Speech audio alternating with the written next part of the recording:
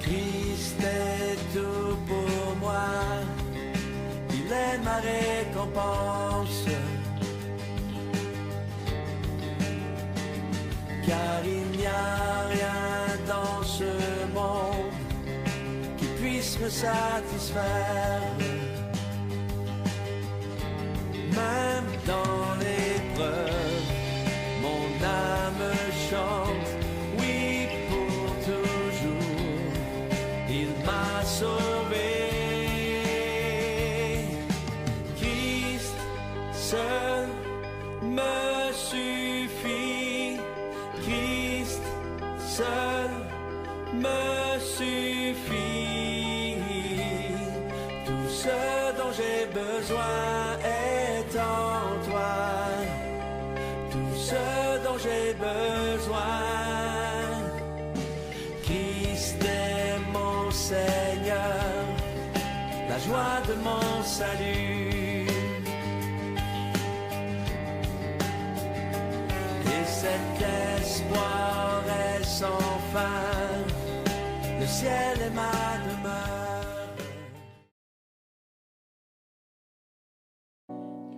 Bon matin, bonjour à toutes et à tous. Nous sommes très heureux de nous retrouver.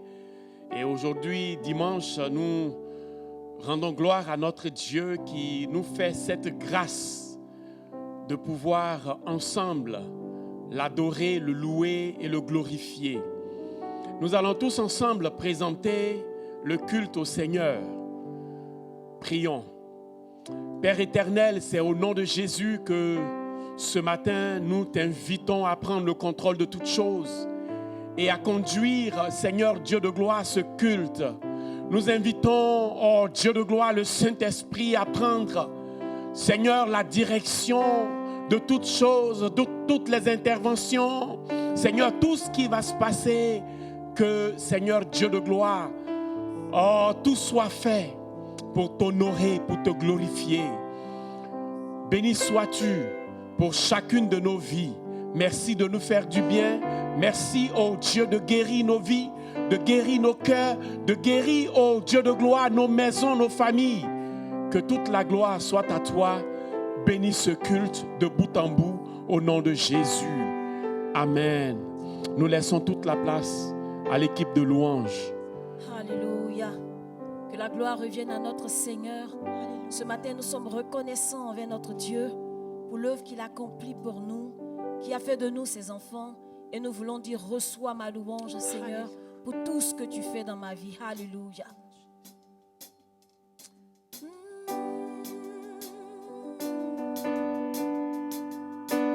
Alléluia.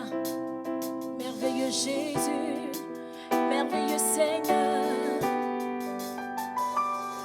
pour tes bontés dans ma vie et ta grâce infinie. Reçois ma louange pour tes bontés dans ma vie et ta grâce infinie. Reçois ma louange. 10 000 langues ne peuvent suffire pour te dire merci. Reçois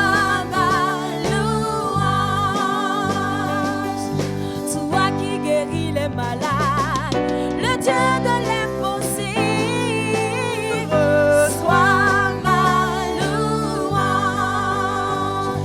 Oui, toi qui connais mon cœur et qui fais toutes choses à merveille, reçois ma louange. Est-ce que nous pouvons le dire? Pour tes bontés dans ma vie et ta grâce infinie, reçois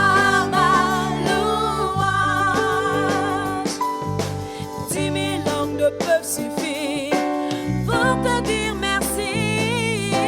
Reçois ma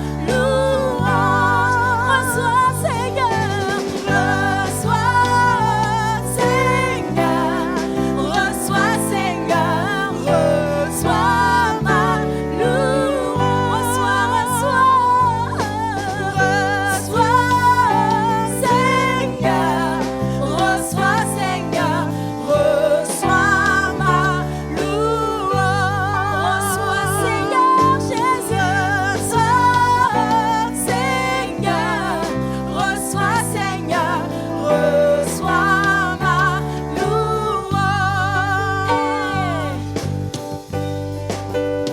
Merci Seigneur, tu es si bon pour nous, si merveilleux. Et je ne peux que te dire merci, je ne peux que te dire reçois ma louange. Toi qui en es digne, toi qui es un Dieu fidèle, élevé en dignité, reçois, reçois,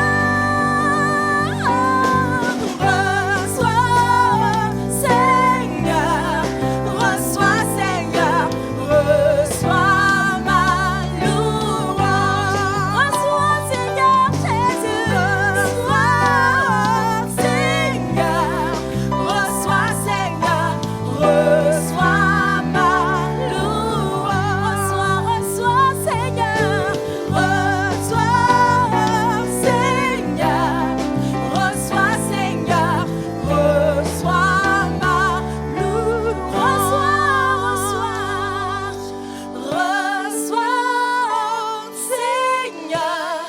reçois Seigneur, reçois ma louange. Alléluia, alléluia. Tu es digne de recevoir Seigneur notre louange et notre adoration.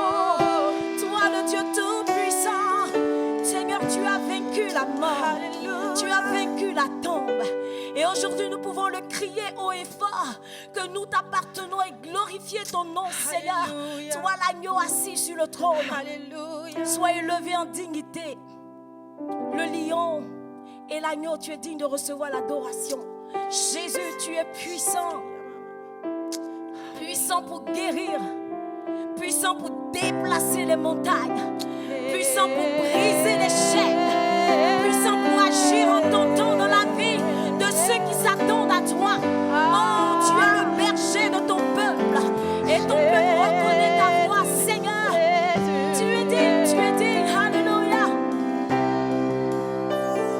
Alléluia. Jésus, tu es puissant, le vainqueur de la tombe, le vainqueur de la tombe. Tu déplaces les montagnes, tu déplaces les montagnes. Jésus, Jésus, tu es puissant. Jésus, tu es puissant. Jésus, tu es puissant. Je le déclare, le vainqueur de la mort, le vainqueur de la mort. Et tu déplaces les montagnes. Jésus, Jésus, tu es puissant. Triomphant, triomphant dans le nom de Jésus. Nous avons la victoire dans le nom de Jésus. Le Christ sur le trône, nous le déclarons. Jésus, tu es puissant. Nous allons le reprendre et déclarer qu'il est puissant. Jésus, tu es puissant.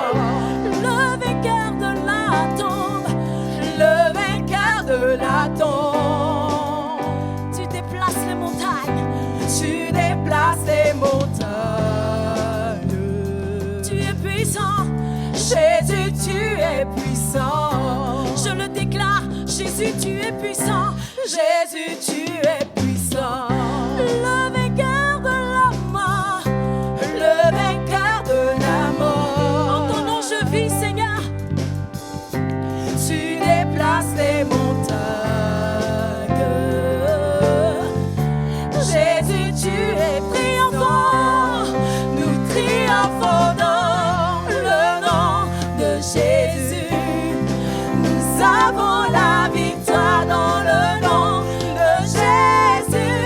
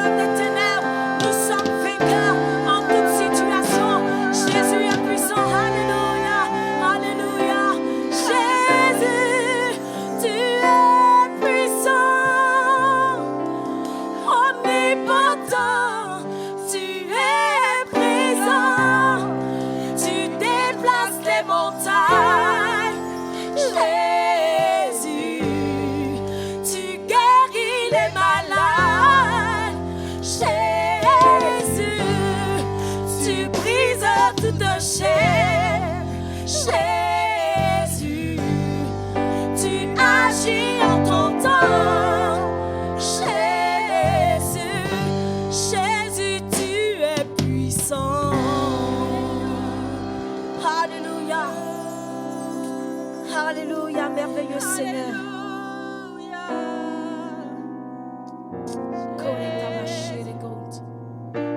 Puissant Seigneur.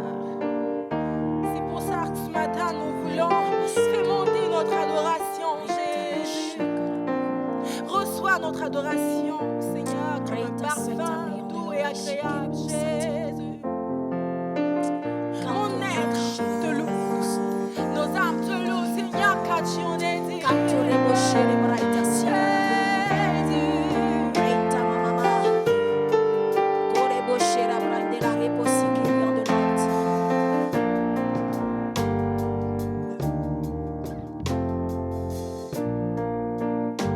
Le dis ensemble, reçois de moi. Reçois de moi le parfum qui t'est dû, la beauté de ton nom en mon âme est perdue. Je veux n'être qu'à toi. Jésus, je t'aime.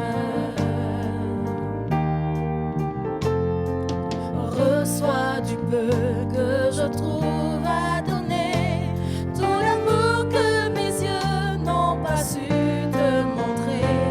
Je veux n'être qu'à toi. Jésus, je t'aime. Rien n'est plus beau, rien n'est plus beau que ton nom. Rien n'est plus saint que le sang du pardon. Je veux n'être qu'à toi. Jésus, mon roi. Je ne veux rien que vouloir te louer, adorer ton saint nom et ta fidélité.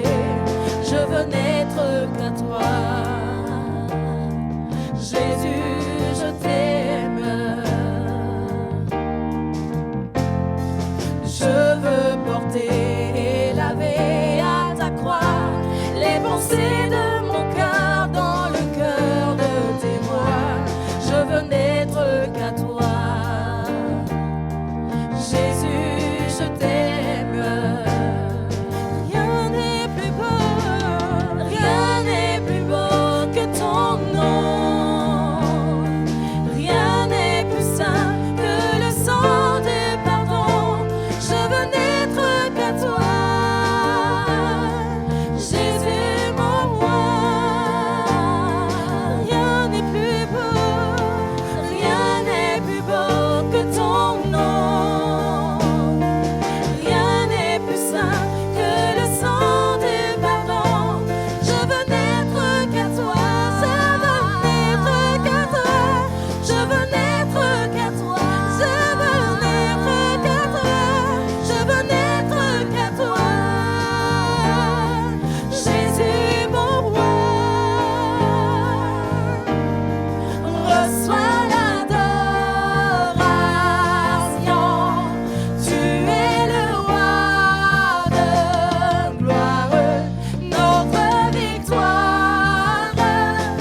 Digne es-tu, Seigneur, Emmanuel. Reçois l'adoration. Tu es le roi de gloire, notre victoire. Digne es-tu, Seigneur, Emmanuel. Dieu de lumière élevé dans les cieux, rempli de grâce et de paix, environné de louanges et de feu, gardien de l'éternité.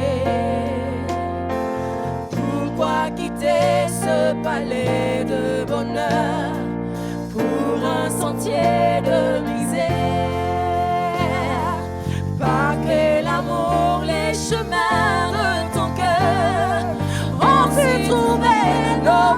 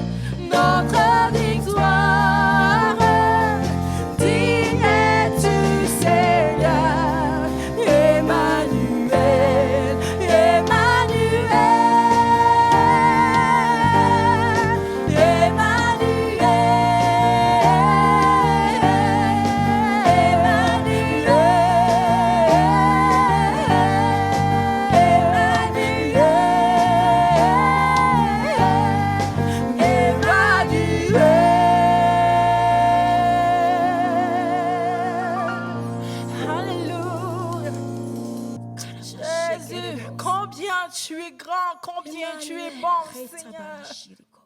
Emmanuel, le Seigneur qui est toujours avec ses enfants, celui qui nous tient dans les creux de ses mains, celui qui nous couvre de ses ailes.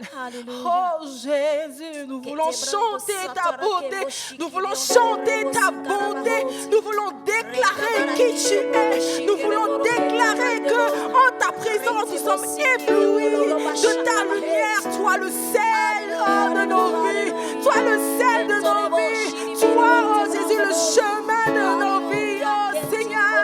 Nous déclarons ce matin que tu es le maître incontournable de nos vies, Jésus. C'est pour cela que nous t'adorons, Seigneur. C'est pour ça que nous te célébrons, Seigneur. Nous serons, nous raconterons à tous combien de fois tu es.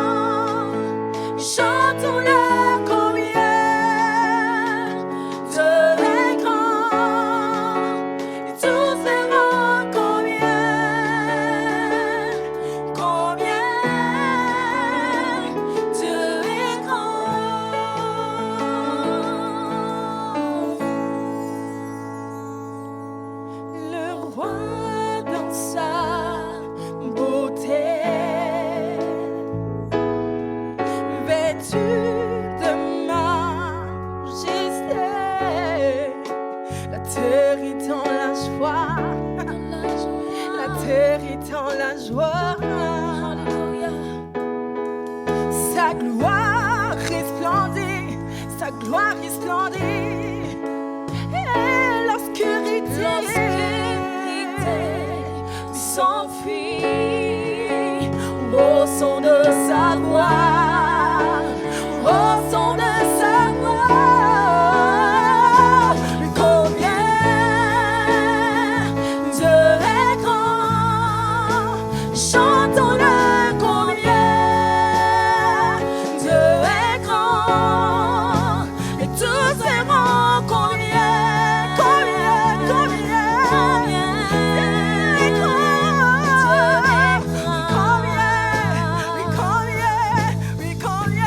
il est grand, combien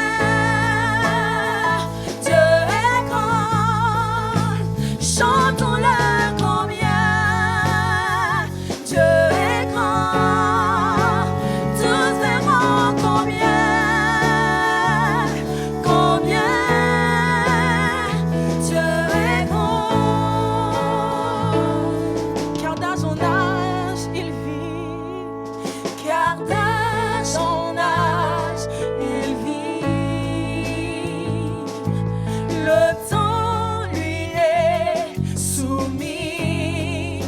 Commencement et fin, commencement et fin. Céleste Trinité, céleste Trinité. Dieu d'éternité, il est l'agneau divin, il est l'agneau divin.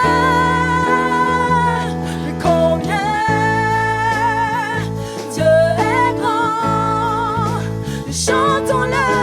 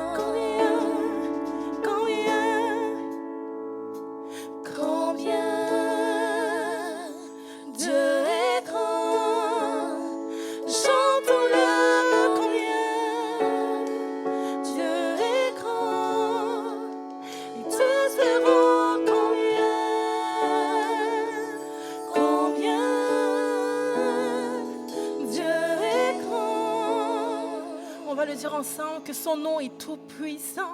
Tu vas le déclarer avec nous. Son nom est tout puissant et digne de louange. Je chanterai combien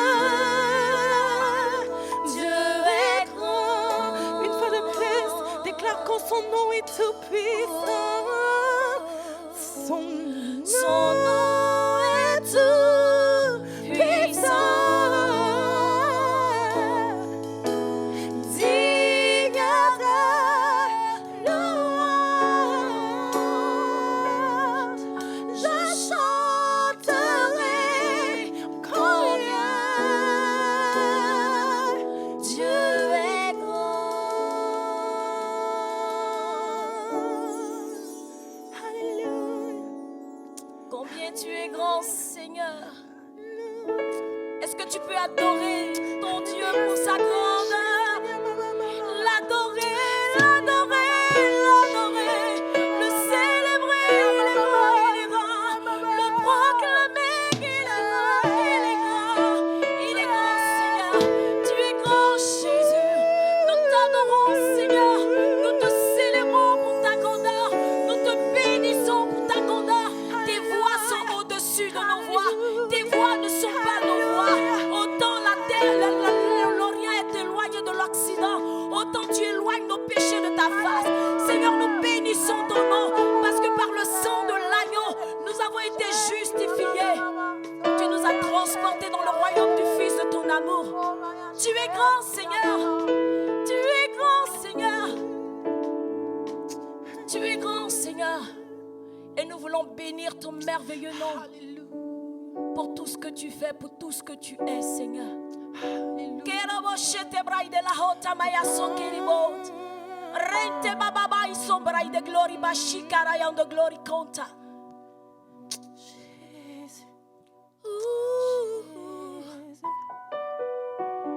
Alléluia, je bénirai l'Éternel pour tout ce qu'il fait.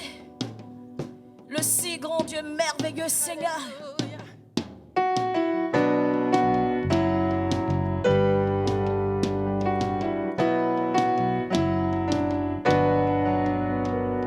Je bénirai l'Éternel pour tous ses hauts faits.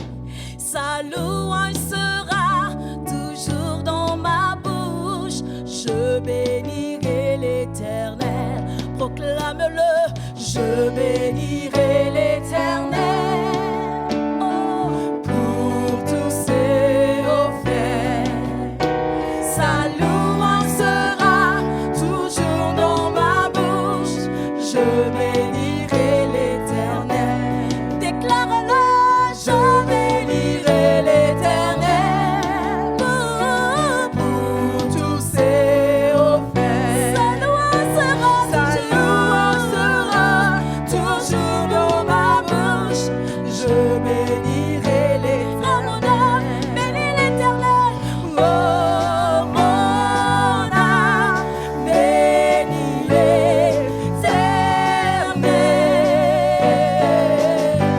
Bénis le Dieu d'amour. Oh mon âme, bénis l'Éternel. Oh mon âme, bénis l'Éternel.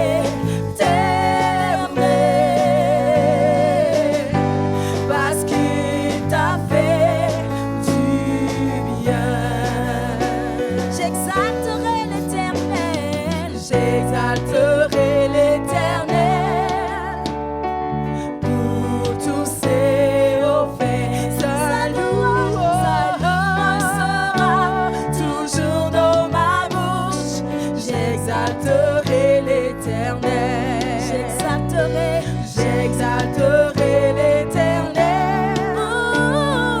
Pour tous ses hauts faits. Sa louange sera toujours dans ma bouche. J'exalterai l'Éternel. Mon âme, tu n'es pas en reste béni. Oh mon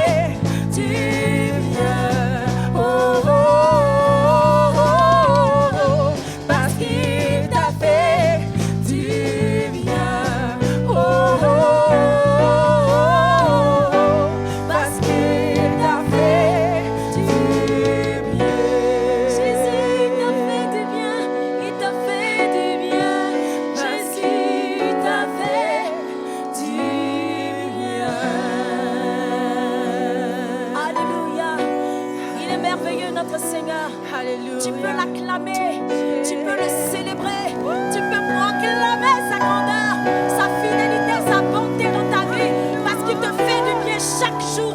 C'est lui qui te fait du bien, selon sa promesse et sa fidélité. Merci Jésus. Alléluia.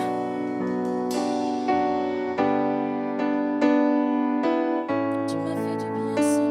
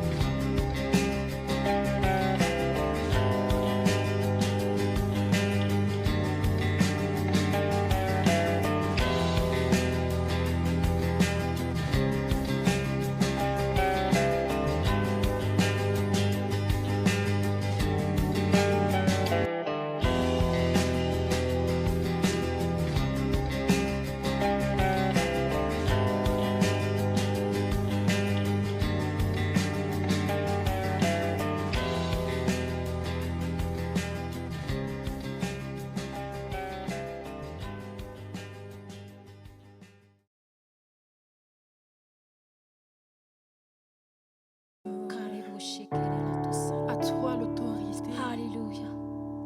À toi le Saint des Saints. Alléluia. À toi l'ami fidèle. Alléluia. Jésus.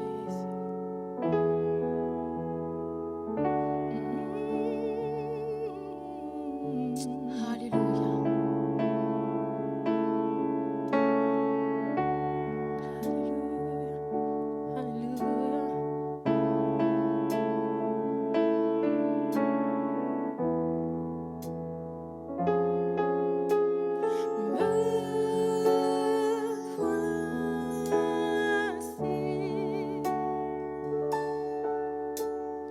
Ébloui devant ta face, libre par le temps de ta grâce.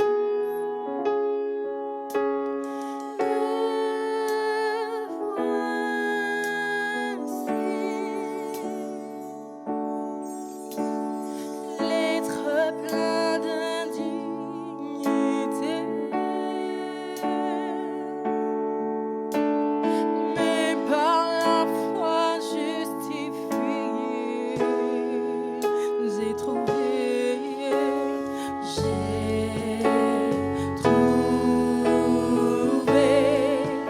l'amour incomparable et bien, car tu t'es dépouillé pour te sacrifier.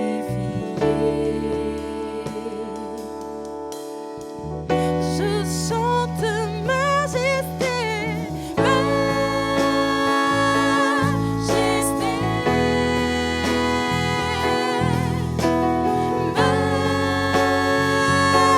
majesté. Ta grâce m'a pris tel que je suis. Sans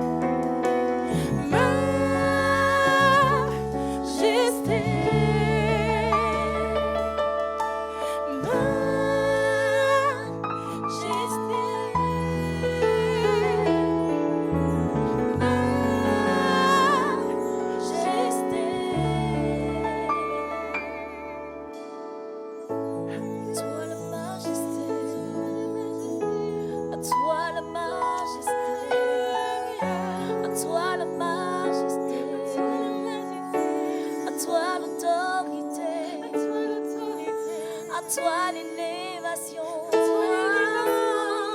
la majesté, la majesté. À toi Jésus, la majesté, l'autorité, l'élévation, la célébration. À toi la majesté, à toi la majesté, à toi la majesté, à toi la majesté, à toi la royauté, à toi la royauté, Lion de Juda, la royauté, à toi la royauté.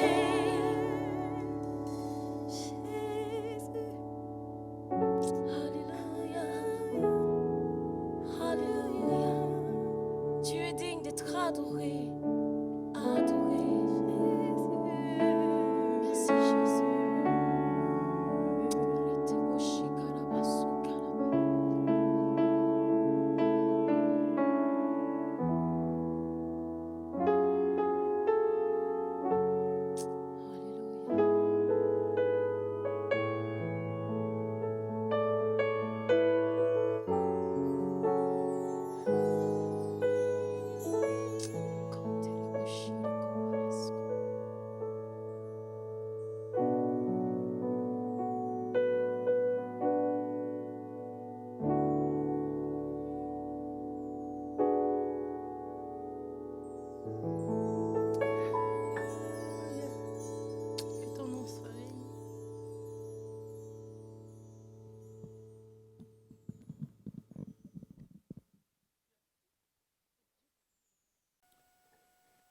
Bonjour à tous. Je suis content d'être avec vous encore ce matin. On va commencer dans la prière juste pour demander l'aide au Seigneur. Merci Seigneur encore pour ta présence, pour ta puissance Seigneur. Merci pour ton action. Puis l'Esprit que nous envoie Seigneur touche cet message. Puis Seigneur, donne un dépôt dans nos âmes Seigneur, un goût à prier Seigneur. Une action de ton esprit, Seigneur. Puis, juste oigne le message, Seigneur, que ça prend toi. Donne-nous une révélation fraîche, Seigneur, de qu'est-ce qui est dans ta parole, Seigneur. Puis, oigne ta parole. Aide-moi de partager qu'est-ce que tu as mis sur mon cœur, Seigneur. Glorifie ton nom. Dans le nom de Jésus, Amen. Le titre de mon message ce matin, c'est La prière et le plan de Dieu. La prière et le plan de Dieu. On commence avec Luc, chapitre 5, versets 15 à 16. Sa renommée se répandait de plus en plus, et les foules nombreuses se rassemblaient pour l'entendre et pour être guéries de leur maladie. Mais lui se retirait dans les déserts et priait. Alors, c'est une habitude de la vie de Jésus, même quand il est très impliqué dans le ministère, il retirait et il est dans le désert souvent pour passer temps avec Dieu dans la prière. C'est un style de vie pour lui, un mode de vie. Puis, dans le livre des Actes, c'est la même chose pour l'Église. On va voir que l'Église avait cette habitude de la prière coopérative. Alors, on va voir dans l'Évangile de Luc et dans des Actes qu'un thème principal, un thème très important pour Luc, c'est la prière. Et on va regarder ce matin. Mon premier point là-dessus, c'est qu'un point clé concernant la prière pour Luc, c'est que souvent Dieu accomplit son plan, il accomplit ses promesses à travers les prières de son peuple. Pour bien comprendre ça, il faut qu'on comprenne le thème de Luc. Lui, au commencement, en Luc chapitre 1, verset 1, il écrit son but. Pourquoi il a écrit l'Évangile de Luc puis les Actes? Il dit en chapitre 1, verset 1, ça c'est un récit des événements qui se sont accomplis parmi nous. Alors, c'est tout le récit, c'est ça. Il y a des promesses dans l'Ancien Testament. Dieu a promis quelque chose sur le Christ. C'est toujours concernant le Christ. Puis, maintenant, avec l'arrivée de Jésus, Dieu est en train d'accomplir ses promesses. C'est ça le thème central des deux livres. Et dans ce thème central, mais on va voir aussi à la fin de Luc, l'Évangile de Luc, Luc 24, 44.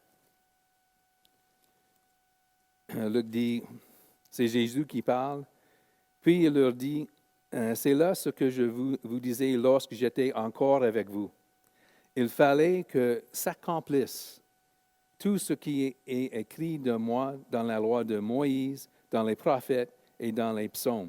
Puis il disait, dans l'Ancien Testament, ça parle de Christ qui souffre, glorifie, puis après, c'est la prédication de la parole, l'Évangile.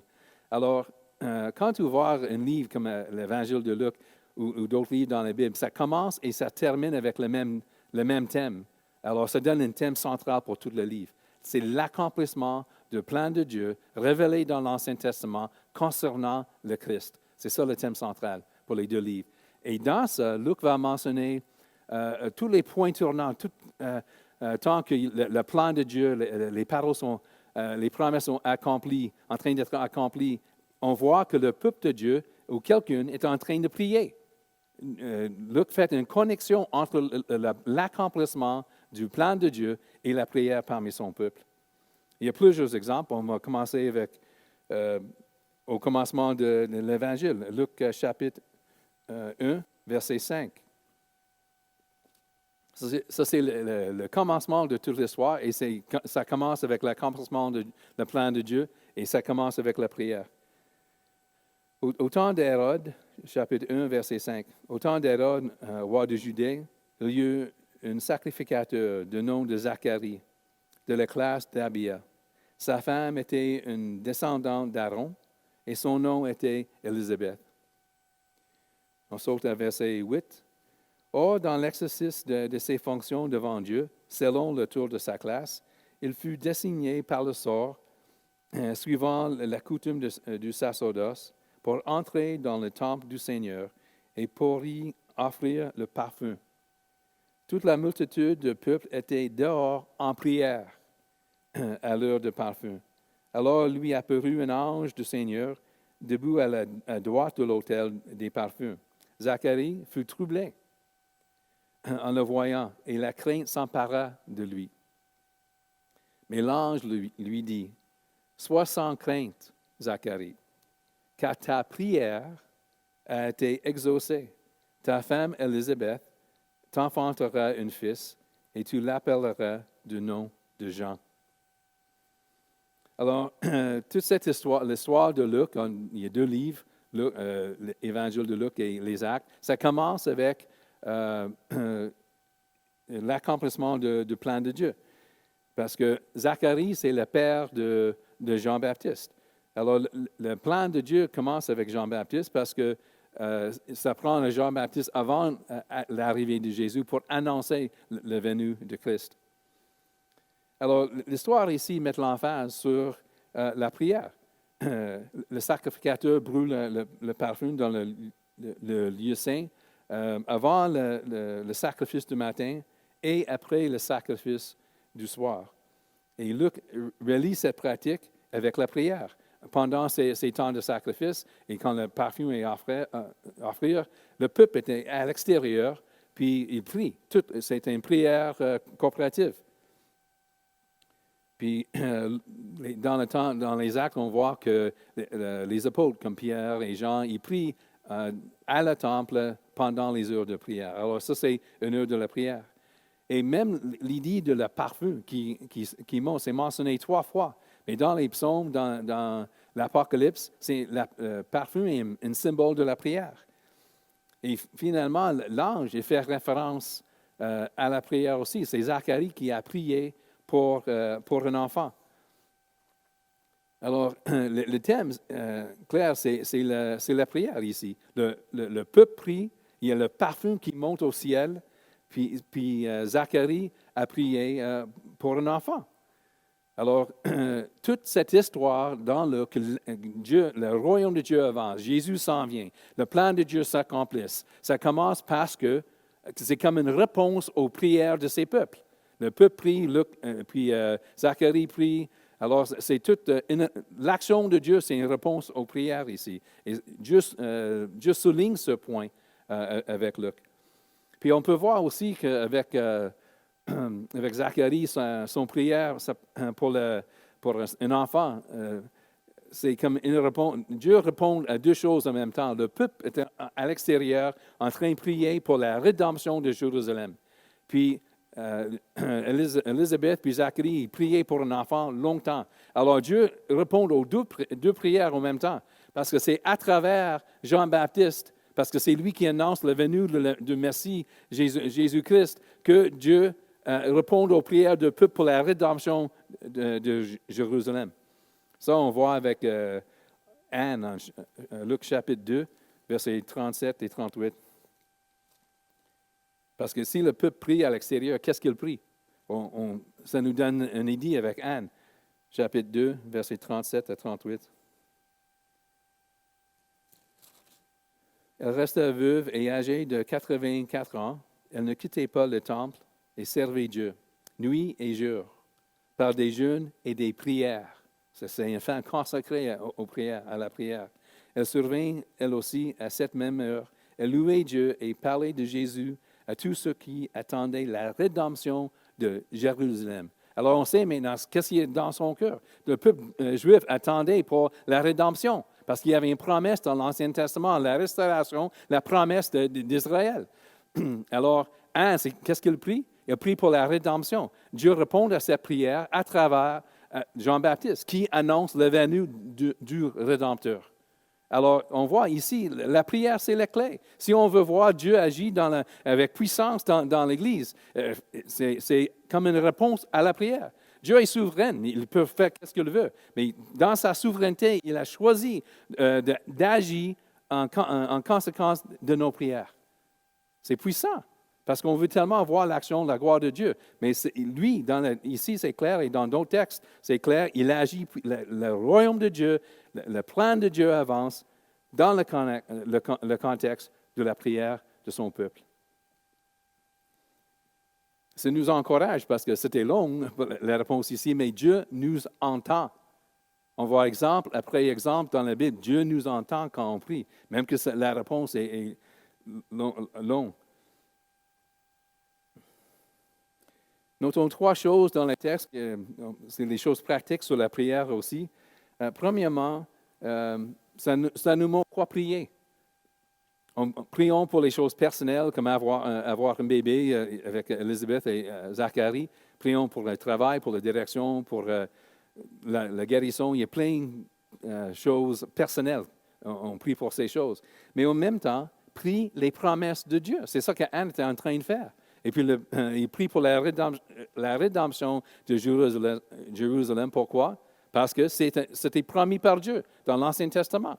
Alors nous, on peut prier comme les promesses de Jésus. Je bâtirai mon Église. Seigneur, bâtis ton Église. Oins-moi par ton esprit pour l'évangélisation. Relâche les dons de l'esprit.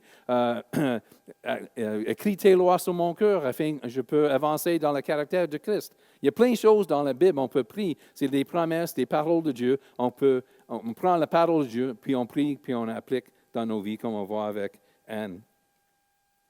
Deuxièmement, en prière, Dieu nous parle et nous révèle son plan.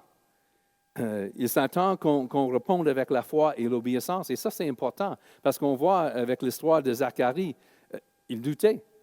Il est âgé, puis c'était longtemps qu'il priait, puis il était trop âgé pour avoir un enfant. C'est ça qu'il pensait. Il doutait, puis après ça, l'ange Gabriel disait que le sacrificateur, Zacharie, il devient muet. Il n'est pas capable de parler parce qu'il y avait l'incrédulité. Alors, quand on prie, Zacharie a prié, mais quand Dieu parle à lui, OK, c'est ça, je donne la réponse. Il faut que nous, on ait une réponse à Dieu quand il parle à nous dans la prière de l'obéissance et de la foi. Parce que ça prend ça pour l'avancement du plan de Dieu. Et troisièmement, on voit avec Zacharie puis Élisabeth, des fois, la réponse de Dieu à la prière peut arriver après une longue délai et beaucoup d'épreuves. Puis Zacharie, les deux étaient vieux et Élisabeth était stérile. Elle avait une honte sur elle. Parce que dans la culture juive, si tu n'as pas d'enfant, il y a une honte. Dieu n'était pas avec toi. Mais quand même, les deux, ils suivaient Dieu, ils obéissaient tous les commandements de Dieu. Alors, c'est juste que Dieu teste leur foi peut-être, mais c'était long. Des fois, la réponse à nos prières, c'est long. Ça prend beaucoup de temps. Et puis, en Luc chapitre 18, Jésus disait qu'il faut qu'on toujours prier et ne pas se lasser. Alors, il faut qu'on comprenne la vie de la prière que Dieu veut de nous. Ce n'est pas juste, OK, une chose, puis c'est une journée, puis c'est des années. C'est un style de vie de la persévérance dans la prière. Mais on va voir la réponse dans le temps de Dieu. Un autre texte qui démontre que Dieu accomplit son plan et ses promesses en connexion avec la prière de son peuple, c'est Luc chapitre 3, verset 21.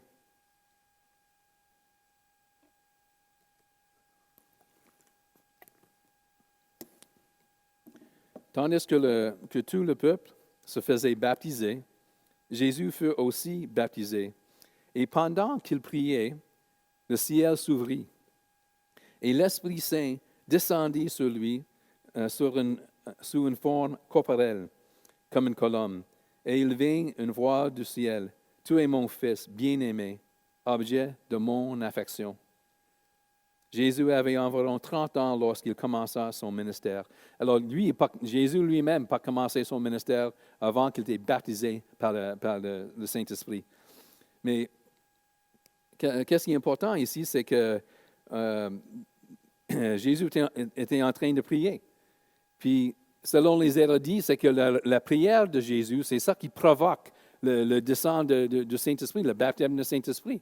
Alors, c'est comme Dieu répond aux prières de Jésus pour cette onction avant qu'il commence son ministère. Alors, c'est encore, on voit la prière. Le baptême du Saint-Esprit, quelque chose qu'on a besoin tellement dans l'Église. Puis on va voir, pour l'Église, c'était la même chose. Le Pentecôte, ça arrivait dans le contexte de la prière. Mais Jésus, c'est le modèle. Lui, il ne peut pas commencer son ministère sans la puissance du Saint-Esprit. Comment il a reçu le Saint-Esprit? Dans la prière. Lui-même. C'est la même chose pour lui. Et ça, c'est l'avancement du plan de Dieu. Parce que dans l'Ancien Testament, ça, c'est un accomplissement d'une promesse. Isaïe 61, il y a quelqu'un qui vient, il était oint du Saint-Esprit pour proclamer l'Évangile. Et puis, Jésus, il cite juste le chapitre après. Il dit, je suis oint. Il cite Isaïe 61, je suis oint pour proclamer l'Évangile, pour guérir les malades. Et c'est une référence à ce qui est arrivé ici, à sa baptême. Alors, ça, c'est un autre événement clé dans Luc pour l'avancement du royaume de Dieu, l'accomplissement du plan de Dieu, que le Messie s'en vient ou un prophète s'en vient qui est loin de l'Éternel. Ça vient juste ici, le plan est accompli, mais le contexte, la prière. La prière. Et ce n'est pas mentionné, le fait que Jésus est en train de prier pendant le baptême, ce n'est pas mentionné dans Marc ou les autres. Alors, pour Luc, quand tu vois le même événement, puis un détail qui est ajouté, c'est important pour l'auteur. Pour Luc, la prière est essentielle.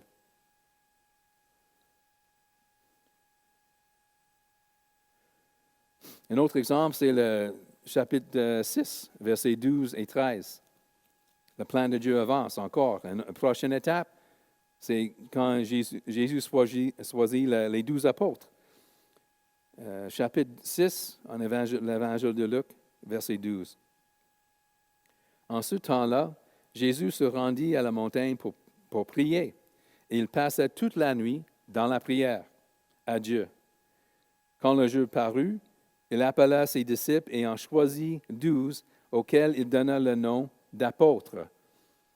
Alors ça, c'est crucial parce que dans le plan de Dieu pour l'avancement du royaume de Dieu, parce que après l'ascension de Jésus, le ministère de Jésus se continue par les 12 apôtres. Alors maintenant, il choisit les 12 apôtres. Puis aussi, on peut voir ici peut-être, il y a des érudits qui disent que c'est le commencement, c'est comme une prémisse de la restauration d'Israël. Parce qu'on voit après que Jésus est rejeté, Jérusalem est attaqué par les Romains après. Mais ces 12 apôtres s'asseoir avec Jésus sur 12 trônes, selon Luc, pour juger Israël. Alors, avec les 12, Jésus est en train de restaurer Israël. C'est juste une prémisse parce que ce n'est pas arrivé après. Mais il y a 12 apôtres sur 12 trônes pour juger Israël. Alors aussi, il fait le ministère vers les païens. Alors ça, c'est une autre promesse qui est accomplie, une autre promesse dans l'Ancien Testament, la restauration d'Israël, que Dieu est en train d'accomplir. Tout son plan, il l'accomplit à travers le Christ, à travers Jésus. C'est ça le point de Luc. Mais encore, si le royaume avance, si le plan de Dieu avance, c'est dans le contexte de la prière. Et ce n'est pas juste une petite prière, c'est toute la nuit. C'est une nuit de prière. Alors, tu vois un engagement de Jésus lui-même, le Fils de Dieu, il a besoin de prier. Il prie à Dieu, c'est l'intimité. Il veut passer temps avec son Père. Nous, c'est la même chose. On chérit la présence de Dieu. Il faut qu'on passe temps avec lui. Mais c'est long, c'est un engagement. Ce n'est pas juste quelque chose par hasard, de temps en temps. C'est vraiment un engagement d'un style de vie dans la vie de Jésus. Alors, c'est important pour nous aussi. Et encore, on voit le plan de Dieu avance. Moi, je veux un réveil au Québec. Je veux voir la puissance de Dieu. Puis je veux voir le plan de Dieu. Dieu est souverain. Il y a un plan dans la pandémie. Il y a un plan pour Québec. Et je sais, selon la Bible, le plan de Dieu va avancer dans la prière. Alors, Jésus choisit les 12 apôtres. Même les apôtres choisissent le 12e apôtre. Avec le trahison de Judas, c'était dans la prière encore. Actes 1, chapitre 1, 24, dit puis ils prièrent en ces termes. Seigneur, toi qui connais les cœurs de tous, désigne lequel de ces deux tu as choisi. Matthias était choisi, puis alors pour remplacer Judas. Alors encore, c'est la prière, dans la prière, Dieu parle, il donne une direction, c'est lui. C'est Matthias, pas l'autre. Alors, mais encore, les apôtres sont choisis dans le contexte de la prière, comme Jésus. Alors déjà, avec quelques exemples, puis, mais il y a d'autres aussi, il y a comme une ligne de pensée qui répète, un pattern qui répète. Quelqu'un prie, Jésus ou un disciple, quelqu'un prie. Deuxièmement, Dieu entend, puis il parle ou agit à cause de la prière. Puis, troisièmement, Jésus ou un disciple croit qu'est-ce que Dieu dit à la réponse à la prière, ou obéit à quelque chose, et le plan de Dieu avance. On voit partout. C'est la vie chrétienne que Luc révèle ici. C'est comme quelqu'un prie, Dieu agit en conséquence, il parle ou agit, puis le disciple écoute, puis obéit ou à la foi à ce que Dieu dit, et le plan de Dieu avance. Nous, moi et Brigitte, plusieurs années passées, il y a une période qu'on avait, on sentait juste prier, on passait 3 semaines en prière, juste la prière, le louange, puis juste chercher la face de Dieu. Et dans ce contexte, Dieu donne un dépôt. Il y avait un fardeau pour aller dans la République dominicaine comme missionnaire. On était là pour une année. Mais c'est un peu comme ça, ça fonctionne dans la Bible. C'est la prière. Dans le contexte de beaucoup de prières, c'est un temps intensif de la prière. On cherchait la face de Dieu, pour sa volonté. Puis Dieu avait donné un fardeau pour les Dominicains et les Haïtiens dans la République dominicaine. Et nous, on a reçu cette fardeau. Puis ce n'est pas juste que Dieu nous parle, c'est bon. Non, on a obéi. On a donné toutes nos choses, puis on a déménagé. Puis on était là pour un an. Et le plan de Dieu avançait. C'est un peu la même chose dans la Bible. La prière, ce n'est pas suffisante. Parce que dans la Bible, on voit une obéissance et la foi comme une réponse à ce que Dieu dit dans la prière. Mais tout ensemble, c'est vraiment comme ça que Dieu avance. Un dernier exemple avec le plan de Dieu avancé dans la prière dans l'Évangile de Luc, c'est Luc 22. Chapitre 22. C'est Jésus qui prie à Gethsémani, verset 39. Après être sorti, il alla, selon sa coutume, au mont des Oliviers. Ses disciples le suivirent. Arrivé à cet endroit, il leur dit, « Priez, afin de ne pas entrer en tentation. » Puis il s'écarta d'eux environ un jet de pierre, se mit à genoux et pria en disant, « Père, si tu le veux, éloigne de moi cette coupe. Toutefois, que ce ne soit pas ma volonté, mais la tienne qui soit faite. » Alors un ange lui apparut du ciel pour le fortifier. En proie à l'angoisse, il priait plus instamment, et sa sueur devint comme des grumeaux de sang qui tombaient à terre. Il se releva de sa prière et vint vers les disciples qu'il trouva endormis de tristesse. Et il leur dit, « Pourquoi dormez-vous? Levez-vous, priez, afin de ne pas entrer en tentation. »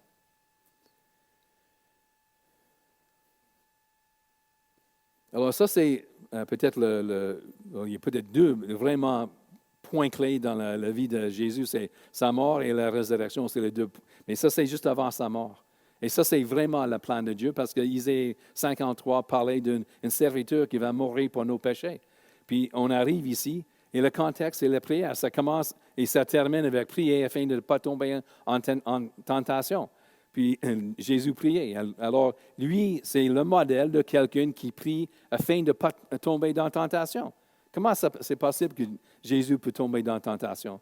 Bon, il n'a jamais péché, mais il y a la possibilité au moins est là, parce qu'il y a un être humain aussi, il est Dieu, mais un être humain. Il n'a jamais péché, mais on voit comment, une raison, il n'a jamais péché, il était en prière, lui était tenté, parce qu'il était maintenant, avec la croix, il était en face de la colère de Dieu pour nos péchés. C'est lui qui est notre substitut, puis il prend nos places dans la croix, sur la croix. Alors, pour lui, c'est terrible. Il n'était jamais séparé du Père.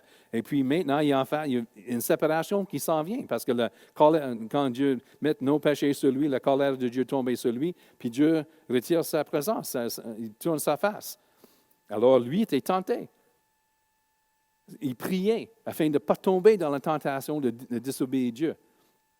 Alors si lui était tenté, qu'est-ce qu'on a besoin de faire? On peut tomber aussi. À côté de la volonté de Dieu, parce que des fois, la volonté de Dieu n'est pas présente, n'est vraiment pas présente. Et ça prend Dieu qui nous fortifie afin de faire sa volonté. Et encore, on voit quelqu'un ici qui prie, puis Dieu agit. Il y a un ange qui vient, puis fortifie Jésus. C'est dans le contexte de la prière, on voit la puissance, la gloire, l'action des anges, des choses puissantes. Puis Jésus était fortifié, puis il obéit, puis le plan de Dieu avance encore.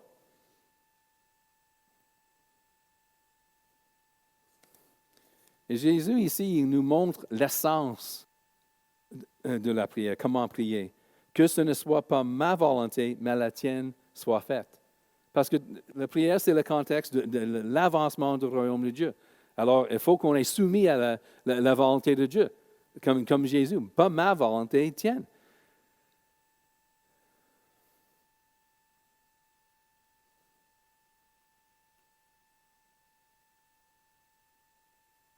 Puis ça montre aussi juste sa vie, ça montre que cet exemple ici pour nous, la prière, c'est essentiel pour vaincre la tentation. Je ne sais pas combien de fois mon cœur, des fois, quand tu es blessé, c'est comme ça, endurcisse un peu, puis c'est moins, il y a moins d'amour. Ou c'est dans la prière, des centaines de fois dans ma vie chrétienne, c'est dans la prière ou dans le louange que Dieu change mon cœur et que je suis plus capable d'aimer, plus capable de laisser mon cœur ouvert et être blessé. Mais c'est toujours dans la prière. Alors, parce que c'est la volonté de Dieu qu'on aime les uns les autres. Alors, pour éviter la tentation, pas tomber dans la tentation, ferme ton cœur, l'amertume, colère, n'importe quoi. Souvent pour moi, mais je pense que pour tous les chrétiens, c'est dans la prière que Dieu me touche, ou dans le louange. C'est vraiment important pour ne pas tomber dans la tentation, pour ne pas tomber dans le péché. Alors, c'est le même thème qu'on voit, le même pattern. Tu vois que Jésus prie, quelqu'un prie, Jésus prie ici. Dieu fortifié, Dieu agit en réponse à la prière avec un ange pour fortifier Jésus. Jésus est entièrement soumis, il obéit au plan de Dieu et le plan de Dieu avance. Même pattern qu'on a vu avant. Puis en Actes, je te montre juste quelques exemples, mais c'est la même chose pour l'Église, pas juste Jésus. Actes chapitre 1. Après la mort et la résurrection de Christ, le plan de Dieu avance avec le Pentecôte, parce que c'est là qu'on est baptisé par le Saint-Esprit pour prêcher l'Évangile. Alors, Actes chapitre 1, verset 14. Tout d'un commun accord, persévérer dans la prière, avec les femmes, avec Marie, mère de Jésus, et avec ses frères. Alors, qu'est-ce qui arrive après, chapitre 2, avec le Pentecôte? Le contexte, c'est la prière coopérative. Alors, l'Église aussi, quand j'ai dit avant, l'Église aussi a une vie de la prière aussi. Puis, alors, chapitre 2, verset 1. Lorsque le jour de la Pentecôte arriva, ils étaient tous ensemble dans le même lieu. Tout à coup, il vient du ciel un bruit comme celui d'un souffle violent qui remplit toute la maison, et ils étaient assis.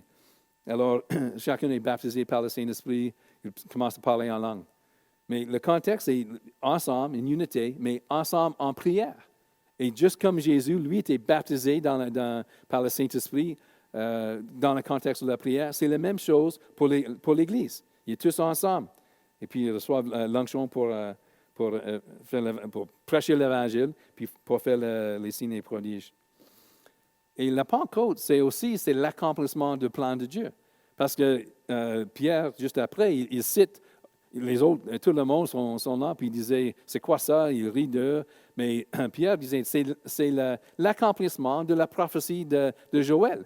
Quand chacun du peuple de Dieu, baptisé par le Saint-Esprit, puis il prophétisait. Alors, Luc est en train de dire, regarde, une autre prophétie dans l'Ancien Testament est en train d'accomplir, parce que c'est un récit des choses qui est accompli par Dieu, qui est révélé dans l'Ancien Testament. Alors, mais le baptême du Saint-Esprit sur le peuple de Dieu, c'est une autre prophétie, accomplie. Contexte, la prière. Le plan de Dieu avance, le royaume de Dieu avance dans la prière personnelle et la prière coopérative. Puis on voit la même chose avec une deuxième chose, l'événement après, c'est qui est important dans des actes, c'est l'Évangile va vers les païens. Alors, ils sont loin, mais après ça, ils prêchent aux Juifs. Mais la prochaine étape, la parole de Dieu parle en Amos que Dieu va prendre un peuple pour lui-même parmi les païens. Puis ça, c'est une autre prophétie. C'était le plan de Dieu. Puis on voit encore que l'Évangile, les apôtres et les chrétiens commencent à évangéliser les païens dans le contexte de la prière. Le premier païen qui tourne vers Dieu, c'était Corneille, en chapitre 10.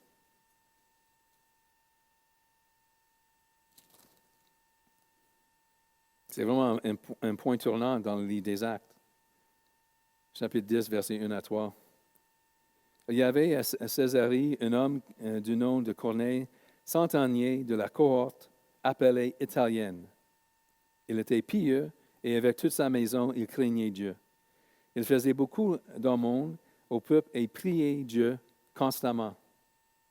Vers la 9e heure du jour, il vit clairement dans une vision un ange de Dieu qui entrait chez lui et il lui disait, Corneille. Alors, on voit ici Corneille, c'est un homme de prière, puis il est en train de prier, parce que versets 30 à 31, le même chapitre. Corneille dit, il y a maintenant 4 jours, je priais dans ma maison à la 9e heure. Alors, il précise qu'est-ce qu'il faisait à la 9e heure. Il est en train de prier avant l'ange arrivait.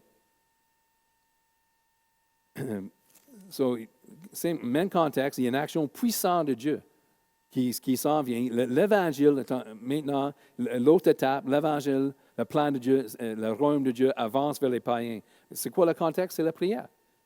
Il est un homme de prière, il est en train de prier à la 9e heure, et Dieu répond à ses prières en faisant quelque chose. Il envoie un ange, puis l'ange dit, va parler avec Pierre. Alors, puis lui, Corneille obéit, puis le royaume de Dieu avance parce qu'il était sauvé. Mais c'était vraiment le contexte de Pierre, Dieu agit puissamment pour lui.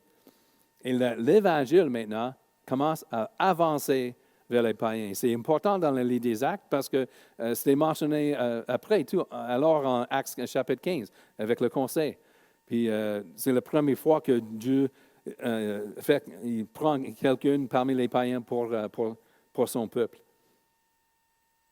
Et on voit avec chapitre 10, versets 9 et 10, Pierre ne voulait pas.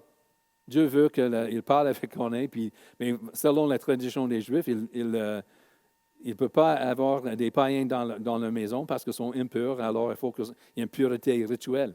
Puis Pierre ne voulait pas. Mais chapitre 10, versets 9 à 10.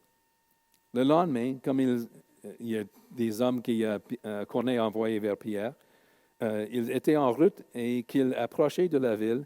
Pierre monta sur la terrasse vers la 6e heure pour prier.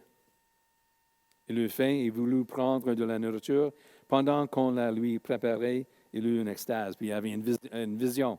Et puis Dieu lui montre que toute personne qui croit en Christ sont lavées par le sang de Christ, sont pures. Il peut dîner avec les païens. Mais dans la prière, il était en train de prier. Puis il y avait cette révélation cruciale. Parce que si Pierre n'était pas obéissant, il ne voulait pas parler avec un païen. L'Évangile reste avec les Juifs. Et nous tous, on n'est pas sauvés. Il n'y a pas de païen dans le royaume de Dieu. C'est juste les Juifs. Mais non, dans la prière, Dieu parle à Pierre, donne une direction très précise pour recevoir ces personnes. Pierre obéit et le plan de Dieu avance. Même chose encore. Puis, même chose avec Paul en Actes 13.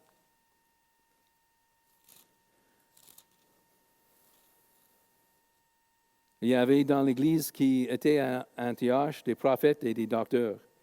Saul était là parmi eux. Pendant qu'ils célébraient le culte du Seigneur et qu'ils jeûnaient, le Saint-Esprit dit, « Mettez-moi à part Barnabas et Saul pour l'œuvre à laquelle je les appelais. » Après avoir jeûné et prié, ils leur imposèrent les mains et les laissèrent partir. Et donc envoyés par le Saint-Esprit. Alors, ça, c'est le commencement du ministère envers les païens de Paul puis Barnabas. Le reste des actes parle de ça. C'est vraiment un événement très important. Dieu est en train d'accomplir la prophétie d'Amos qu'il prend un peuple pour lui-même, parmi les païens. Et ça commence dans une rencontre de la prière. Il y a la jeûne et la prière, puis la louange. Alors souvent, la louange vient avec la prière. Ça vient ensemble. C'est plus facile de prier longtemps quand c'est mêlé avec la louange. Mais le ministère, la mission vers les païens commence dans un rayon de la prière. C'est partout les deux livres. Le royaume de Dieu, le plan de Dieu avance dans la prière, le contexte de la prière coopérative et personnelle. Souvent, nous, on veut d'autres substituts, mais ça, c'est la réalité biblique.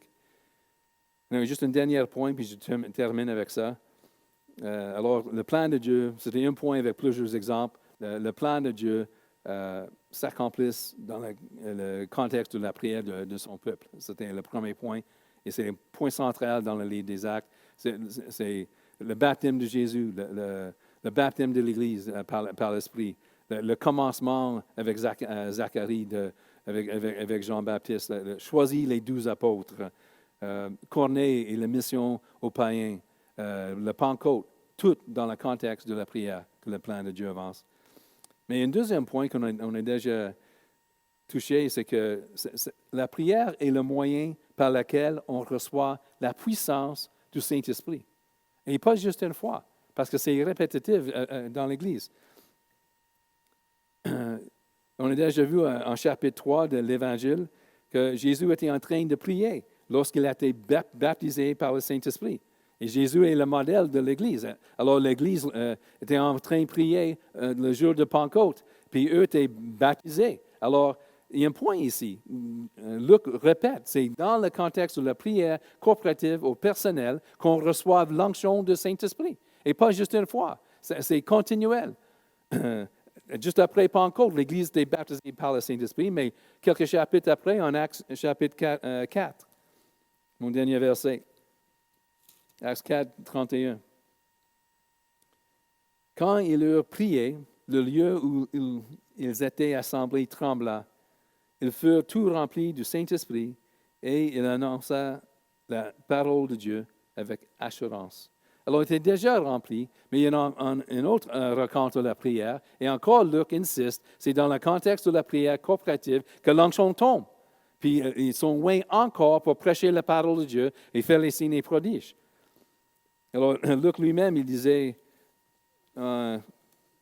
chapitre 11, je pense, Luc 11, 13, verset 13.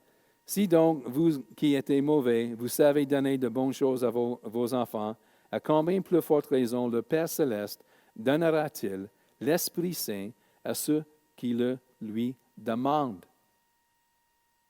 On voit deux exemples avec le Pentecôte, avec Jésus lui-même. Alors, il y a un principe avec Luc. Dieu est tellement bon, il donne le Saint-Esprit à ceux qui le lui demandent. Et pas juste une fois. Actes chapitre 4, c'est encore une fois. Dans ça, c'est que je pense que la prière est tellement importante pour l'avancement du plan de Dieu parce que la prière démontre notre dépendance sur Dieu.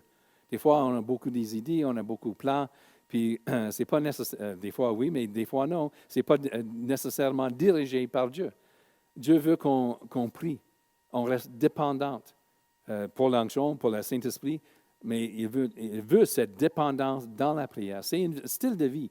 C'est la vie d'une chrétienne. Jésus lui-même, il est sorti, il était occupé avec la foule, mais il est sorti souvent. Il est passé le matin, tôt le matin ou les nuits, il est passé beaucoup de temps dans la prière. Lui-même n'était pas capable de faire le ministère sans sans la prière. Alors, c'est juste un appel, on sait tout ça, mais on voit tellement clairement dans la Bible, dans l'Évangile de Luc et puis les Actes, que le plan de Dieu, le royaume de Dieu avance puissamment à travers la prière. On expérimente des choses dans la prière qu'on n'expérimente pas d'autre façon. Les anges viennent, la puissance vient, le baptême du Saint-Esprit, on est loin pour les choses. C'est tout, on entend la voix de Dieu. C'est tout dans le contexte de la prière coopérative et personnelle.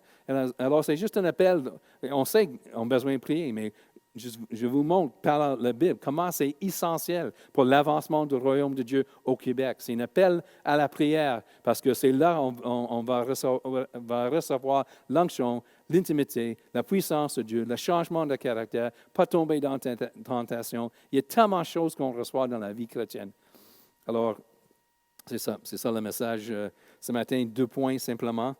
Le Seigneur accomplit son plan souverain en connexion avec les prières de son peuple. Et deuxièmement, la prière est le moyen par lequel on reçoit la puissance du Saint-Esprit. Que Dieu vous bénisse.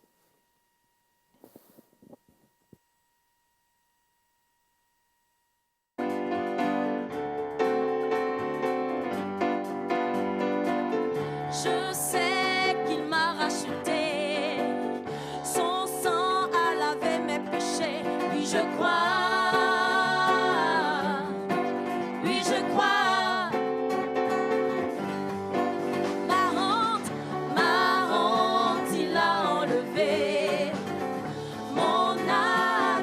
Consolé, oui je crois,